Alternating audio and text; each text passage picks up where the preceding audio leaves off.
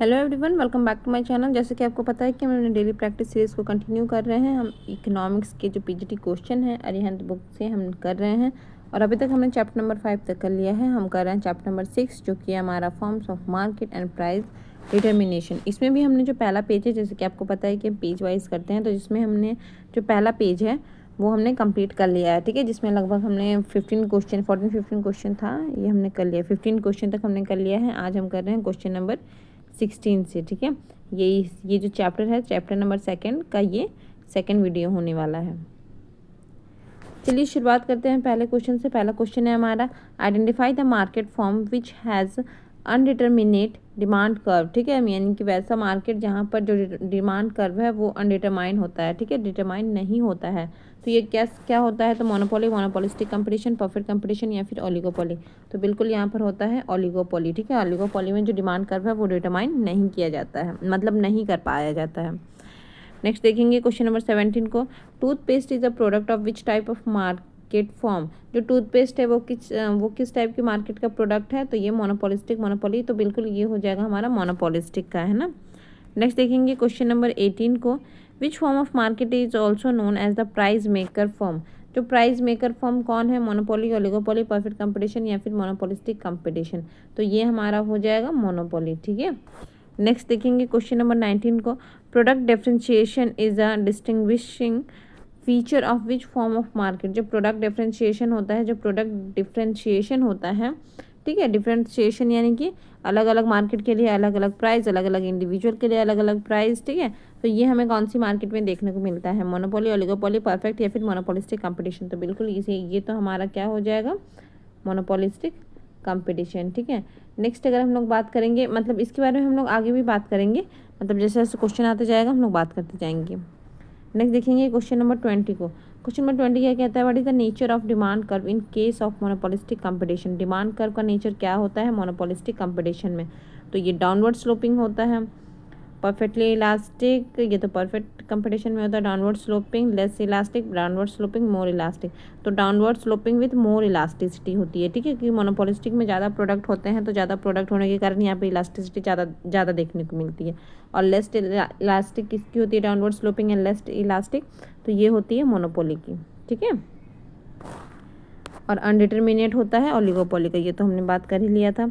Next देखेंगे question number 21 को, few large firms collectively decide the level of output and prices and still their individual identity, identify the type of market form. यहाँ पर आपसे क्या बोला गया है कि कुछ लार्ज फॉर्म है जो कि कलेक्टिवली आप मतलब डिसाइड करते हैं। क्या डिसाइड करते हैं? तो आउटपुट और प्राइस को, और still retain their individual identity, मतलब साथ में काम तो करते हैं, कलेक्टिवली काम तो करते हैं, लेकिन इसका मतलब ऐसा नहीं है कि वो अपनी इंडिविजुअल आइडेंटिटी खो देते हैं, बल्कि उसकी इंडिविजुअल आइडेंटिटी भी एज इट इज़ बनी रहती है। तो ये किस टाइप का मार्केट होता है?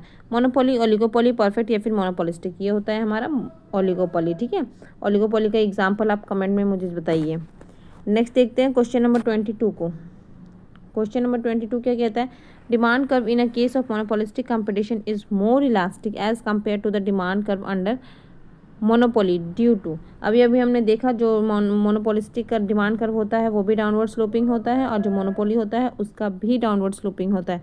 लेकिन दोनों में क्या डिफरेंस है? दोनों के डिमांड कर्व में तो इलास्टिसिटी का डिफरेंस होता है। ठीक है, जो मोनोपोलिस्टिक होता है वो ज़्यादा इलास्टिक होता है। ज़्यादा इलास्टिक होने के कारण से वो क्या होता है? ज़्यादा फ्लैटर होता है, ये फ्लैटर होता है। और मोनोपोली में क्या होता है? स्टीपर होता है। ठीक है, क्योंकि वहाँ पे इलास्टिसिटी कम देखने को मिलती है। तो हमसे पूछा क्या गया था, मैंने इतना सारा बोल दिया क्या क्या। Demand curve in case of monopolistic competition is more elastic as compare to, हाँ वही बात किया हमने कि ज़्यादा इलास्टिक है कम इलास्टिक। तो यहाँ पर आपसे रीज़न पूछा है, due to use, selling cost, freedom of entry and exit, presence of close substitutes या फिर लार्ज नंबर ऑफ फर्म। तो बिल्कुल यहाँ पर प्रेजेंस ऑफ क्लोज सब्स्टिट्यूट्स, बहुत ज़्यादा क्लोज सब्स्टिट्यूट्स होते हैं, इसलिए जो मोनोपोलिस्टिक है उसकी इलास्टिसिटी ज़्यादा देखने को मिलती है, और जो मोनोपोली की है डिमांड कर्व है उसमें कम इलास्टिसिटी देखने को मिलती है। ठीक है, क्योंकि उसके पास कोई क्लोज सब्स्टिट्यूट्स नहीं होता है। तो ऑप्शन नंबर 3 के साथ जाएंगे। नेक्स्ट देखेंगे नेक्स्ट क्वेश्चन है हमारा क्वेश्चन नंबर 23। क्वेश्चन नंबर 23 क्या कहता है? Which of these is a characteristic feature of monopoly. Monopoly का कैरेक्टर बताना है आपको। सिंगल सेलर होता है, प्राइस मेकर होता है, बैरियर और एंट्री एंड एग्जिट होता है, या फिर ऑल ऑफ दी अबव होता है। तो बिल्कुल यहाँ पर ऑल ऑफ दी अबव के साथ हम लोग जाएंगे। क्योंकि ये तीनों ही क्या होते हैं, मोनोपोली के फीचर होते हैं। नेक्स्ट देखेंगे क्वेश्चन नंबर 24। क्वेश्चन नंबर 24 क्या कहता है, demand curve of perfectly competitive market form is a horizontal straight line parallel to X axis. It happened because, जो डिमांड कर्व होता है परफेक्टली कंपटीशन में वो पैरेलल होता है एक्स एक्सिस के, ठीक है।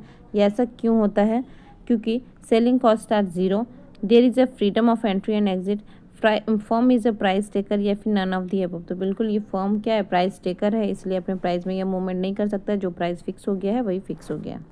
नेक्स्ट देखेंगे question number 25, on which basis monopoly, monopolistic competition and oligopoly are similar to each other. अच्छा ठीक है, मतलब किस बेसिस पर ये तीनों ही जो कंपटीशन है वो क्या है, सिमिलर है एक दूसरे से। Number of seller, price determination, selling cost, या फिर लेवल ऑफ नॉलेज। तो लेवल ऑफ नॉलेज में तो अगर हम लोग बात करें तो दोनों, तो ये तीनों ही मार्केट क्या है, इम्परफेक्ट नॉलेज के साथ आते हैं, तो यहाँ पर तो ये सिमिलर है। यहाँ पर हमसे क्या बोला गया है, सिमिलर की बात की गई है ना, तो लेवल ऑफ नॉलेज में तो तीनों ही है हाँ यही होना चाहिए, क्योंकि सेलिंग कॉस्ट तो होता ही नहीं है मोनोपोली में, तो सेलिंग कॉस्ट की कोई ज़रूरत नहीं पड़ती, इसलिए सेलिंग कॉस्ट नहीं होगा। प्राइस डिटर्मिनेशन भी हमें मोनोपोली में नहीं देखने को मिलता है। यहाँ अगर हम लोग बात करें नंबर ऑफ़ सेलर की बात करें तो नंबर ऑफ़ सेलर में भी डिफरेंस देखने को मिलेगा, क्योंकि मोनोपोली में तो 1 होता है। तो अगर हम लोग बात करेंगे कि सिमिलर किस में है, ये तीनों सिमिलर किसी एक चीज़ में है, तो वो है हमारा लेवल ऑफ नॉलेज, और सबके पास जो लेवल ऑफ नॉलेज कैसा होता है वो इम्परफेक्ट नॉलेज होता है, ठीक है। नेक्स्ट देखेंगे क्वेश्चन नंबर 26 को, demand curve of A firm under monopoly is. जो डिमांड कर्व होता है मोनोपोली में वो कैसा होता है, तो वो डाउनवर्ड स्लोपिंग होता है, ठीक है। डाउनवर्ड स्लोपिंग होता है, और कैसा होता है, तो लेस इलास्टिक होता है। लेस इलास्टिक होने का मतलब है कि ज़्यादा स्टीपर होगा, है ना, ये सब हमने बात कर लिया था। नेक्स्ट देखेंगे क्वेश्चन नंबर 27 को, in which market form marginal, क्या बोल रही हूँ, in which market form marginal revenue is equal to price, ठीक है, यानी कि जो MR है वो प्राइस के बराबर होगा। तो ये किस मार्केट में देखने को मिलेगा, ऑब्वियसली परफेक्ट कंपटीशन में ही देखने को मिलता है, ठीक है, उसके अलावा और कहीं नहीं। ऑप्शन नंबर क्वेश्चन नंबर 28 के साथ अगर हम लोग जाते हैं तो ये है हमारा, under which market form the demand curve is steeper as compare to the monopolistic competition. ये भी हमने कर लिया है, किसमें ज़्यादा स्टीपर हमें देखने को मिलता है, under which market form the demand curve is steeper as compare to monopolistic competition, यानी कि मोनोपोलिस्टिक कंपटीशन से ज़्यादा स्टीपर देखने को मिलता है, तो ये हमारा मोनोपोली में होता है। मोनोपोलिस्टिक में कैसा होता है, थोड़ा सा फ्लैटर होता है, क्योंकि यहाँ पे इलास्टिसिटी ज़्यादा होती है, लेकिन मोनोपोली में इलास्टिसिटी कम होने के कारण ये ज़्यादा स्टीपर देखने को मिलता है, ठीक है। नेक्स्ट देखेंगे क्वेश्चन नंबर 29 को, interdependence between firms is a feature of which type of market form. जो इंटरडिपेंडेंस है वो किस टाइप के मार्केट फॉर्म में देखने को मिलती है, तो ये हमें ओलिगोपोली में देखने को मिलती है, ठीक है। नेक्स्ट देखेंगे क्वेश्चन नंबर 30 को, when a producer charges different price from different customer to the same product and at the same time then the firm is exercising. मतलब आपसे बोला गया है कि जो प्रोड्यूसर है वो डिफरेंट चार्ज कर रहा है price for the different customer, मतलब डिफरेंट कस्टमर के लिए डिफरेंट प्राइस को चार्ज कर रहा है, जबकि प्रोडक्ट उसका सेम है, ठीक है। तो इसे हम लोग क्या कहते हैं, price competition, non price competition, price discrimination, या फिर नन ऑफ द अबव। तो बिल्कुल इसे हम कहेंगे प्राइस डिस्क्रिमिनेशन। इससे रिगार्डिंग हम लोग एक क्वेश्चन को पहले भी कर चुके हैं, ठीक है। प्राइस डिस्क्रिमिनेशन, सेम ही प्रोडक्ट को डिफरेंट कस्टमर को डिफरेंट चार्ज में भेजा जा रहा है, ठीक है। फॉर एग्जांपल जैसे कि अगर आप रेलवे में सफ़र कर रहे हैं तो वही सेम ट्रेन ही है, लेकिन अलग अलग उसमें चार्ज लिया जा रहा है अलग अलग टाइप के कस्टमर से, है ना। नेक्स्ट देखेंगे क्वेश्चन नंबर 31 को, firms cooperate with each other in determining price और आउटपुट और both, it is a feature of. जो फर्म है क्या है, एक minute, firm cooperate with each other, मतलब एक दूसरे से वो कोऑपरेट करते हैं प्राइस और आउटपुट के मामले में, ये फीचर तो है ओलिगोपोली का, ठीक है। लेकिन ओलिगोपोली में भी कौन सी oligopoly, pure oligopoly, non collusive, imperfect oligopoly, या फिर कल्यूसिव ओलिगोपोली। तो बिल्कुल ये नाम से क्लियर हो रहा है कल्यूसिव ओलिगोपोली, ठीक है। और इनपरफेक्ट ओलिगोपोली नाम की कोई चीज़ नहीं होती है। नेक्स्ट देखेंगे क्वेश्चन नंबर 32। क्वेश्चन नंबर 32 क्या कहता है, इन मोनोपोलिस्टिक कंपटीशन देयर आर, मतलब मोनोपोलिस्टिक कंपटीशन में क्या होता है, new form selling differentiated product, few form selling differentiated product तो होता है, लेकिन फ्यू फॉर्म नहीं होते, लार्ज नंबर ऑफ फॉर्म होते हैं। Large number of form selling differentiated product, बिल्कुल ये हो सकता है। Large number of form selling the homogeneous नहीं होता है। फ्यू फॉर्म नहीं होता है। ऑप्शन नंबर 2 के साथ जाएंगे, ठीक है। नेक्स्ट देखेंगे क्वेश्चन नंबर 33 को, क्वेश्चन नंबर 33 क्या कहता है, highly elastic negative slope demand curve is related to. जो हाईली इलास्टिक होता है, ठीक है, यानी कि इसमें इलास्टिसिटी ज़्यादा देखने को मिलती है, negatively slope demand curve is perfect competition, monopolistic competition या फिर ऑल ऑफ द। तो यहाँ मोनोपोलिस्टिक के साथ जाएंगे, क्योंकि परफेक्ट में तो कैसा होता है, पैरेलल टू एक्स एक्सिस होता है। नेक्स्ट देखेंगे क्वेश्चन नंबर 34 को, in which market form there is a perfect knowledge among buyer and seller. Perfect knowledge किस में देखने को मिलता है, ओनली परफेक्ट कंपटीशन में देखने को मिलता है। उसके अलावा अगर हम लोग बात करेंगे जो भी अदर मार्केट होते हैं, जैसे कि मोनोपोलिस्टिक कंपटीशन, ओलिगोपोली, मोनोपोली, सब कैसे हैं, तो सब इनपरफेक्ट नॉलेज हैं, ठीक है। तो ये हमारा क्या बोला, परफेक्ट नॉलेज किसके पास होगा, बायर और सेलर दोनों के पास ही परफेक्ट नॉलेज होगा, तो ये हमारा हो जाएगा परफेक्ट कंपटीशन। यहाँ पर ऑप्शन नहीं दिया गया है, तो ये हो जाएगा none of the above, option number 4। Next देखेंगे क्वेश्चन नंबर 35 को, under monopoly selling cost are incurred for. जो मोनोपोली है उसमें सेलिंग कॉस्ट जो लगता है वो क्यों लगता है, ठीक है, persuading customer for not buying competitor product, ठीक है, यानी कि परस्यूडिंग का मतलब हो गया समझाना, अपने कस्टमर को समझाना कि कंपिटिटर मार्केट से मतलब दूसरे कंपिटिटर से प्रोडक्ट को नहीं खरीदे। तो ये कोई मंशा नहीं होती है मोनोपोली वालों की। Informative purpose, promotion sale of the product, तो प्रमोशन करने की कोई ज़रूरत नहीं होती, क्योंकि उसके पास एक सिंगल प्रोडक्ट है और वही सबको खरीदना ही पड़ेगा। तो लेकिन फिर भी उसको एडवर्टीजमेंट सेलिंग कॉस्ट उसको जो थोड़ा बहुत लगता है, वैसे तो नहीं लगता है, लेकिन फिर भी जो थोड़ा बहुत लगता है वो इन्फॉर्मेशन के लिए लगता है, ताकि लोगों को पता तो चले कि हाँ ये मार्केट में ये प्रोडक्ट है। नेक्स्ट देखेंगे question number, demand curve under oligopoly is.